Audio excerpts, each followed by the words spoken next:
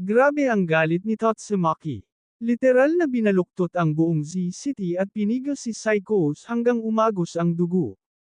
Ito ang One Punch Man Episode 114 Tagalog Recap.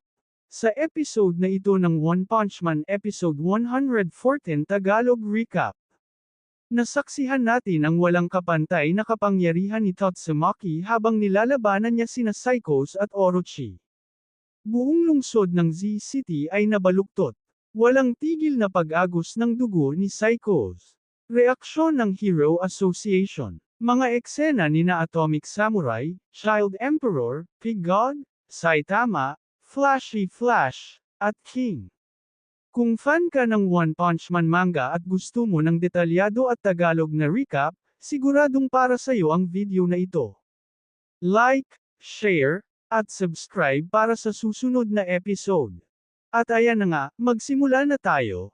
Guys, welcome back ulit sa ating channel, at ito na ang episode 114 ng Season 3, Part 2, ng ating One Punch Man manga series kasama si Kalbo.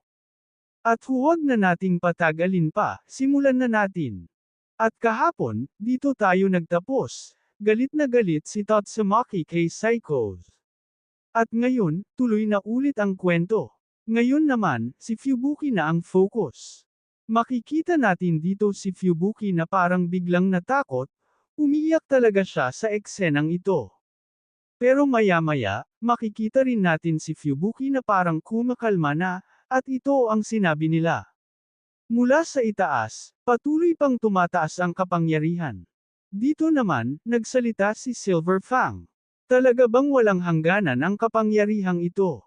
Talaga bang nalilimitahan pa ni Tatsumaki ang lakas niya?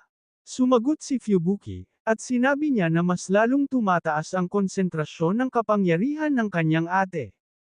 At dito, nagpatuloy si Fubuki sa pag-iisip ng plano, kung paano tatapusin ang laban ng kanyang kapatid. Samantala, biglang natakot si Psychos, dahil hindi pa rin siya makagalaw. Sinabi niya rito na may lalabas pang mas malaking kapangyarihan. At dito na natin makikita ang totoong anyo ni Tatsumaki. Hindi pa pala siya tapos. Grabe, parang halimaw na talaga siya. Bigla siyang humulma ng isang napakalakas na puwersa. At parang itinulak niya ang lahat ng nasa paligid.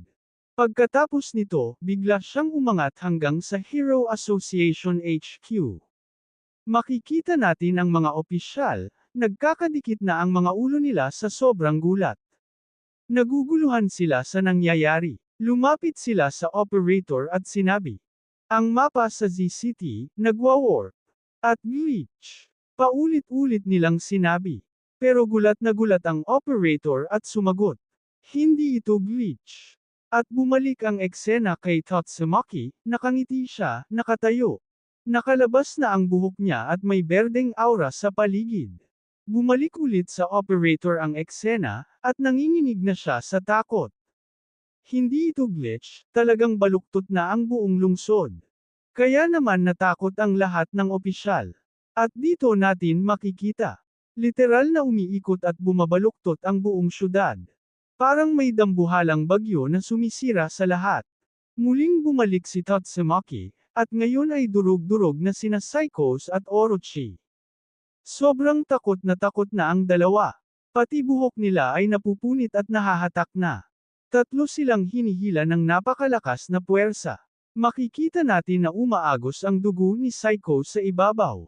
Parang isang dambuhalang fountain ng dugo. Habang nakangiti, sinabi ni Tatsumaki. Talagang kailangang pigain si Psychos. Sobra na ang kapangyarihang inabsorb niya. Biglang bumagsak ang dugo sa kinaroroonan ni na Atomic Samurai at mga disipulo niya. Isa-isa niyang iniligtas ang kanyang mga disipulo. Pero bigla niyang naitanong, nasaan si Iayan? Sa kabilang banda, makikita natin si Darkshine, buhay pa, pero hirap na hirap. Si Amay Mask, sobrang takot at nanginginig. Lumipat tayo kina Child Emperor, na sinusubukang kontakin si Zombie Man. Zombie Man, nasaan ka? Sumagot ka. Biglang nag-react ang communicator.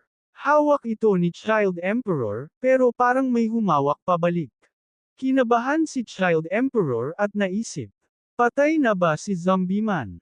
Pero biglang bumugso mula sa guho si Pig God. Nagulat sila. May mga batong bumagsak kay Child Emperor.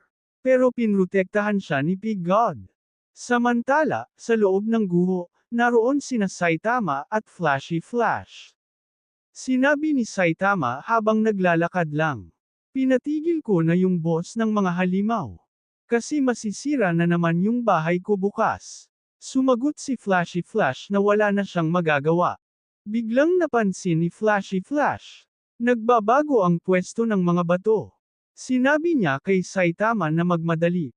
Pero sagot ni Saitama, kung ganito na lang din, hindi na kailangang mag-ingat. At binasag niya agad ang mga harang.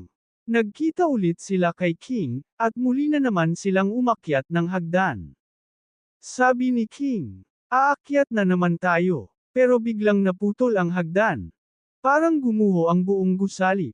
Sumigaw si King, babagsak na tayo.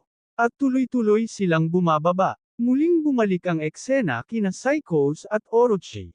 Pareho na silang wala sa sarili. Patuloy pa rin ang walang tigil na pag-agos ng dugo sa mukha ni Orochi. Parang isang tunay na fountain ng dugo ang buong lugar. At dito, sinabi ni Tatsumaki, kung ganito, kailangan ko nang ihinto ang pagbomba ng dugo. At balak niyang itigil ang tibok ng puso ni Psychos. Grabe ang ginawa ni Tatsumaki, literal na pinigan niya si Psychos at Orochi. Maraming salamat sa panunood. Magbe-break muna tayo sa One Punch Man. Once again, maraming salamat. Take care, God bless, at kita-kits ulit sa susunod na episode.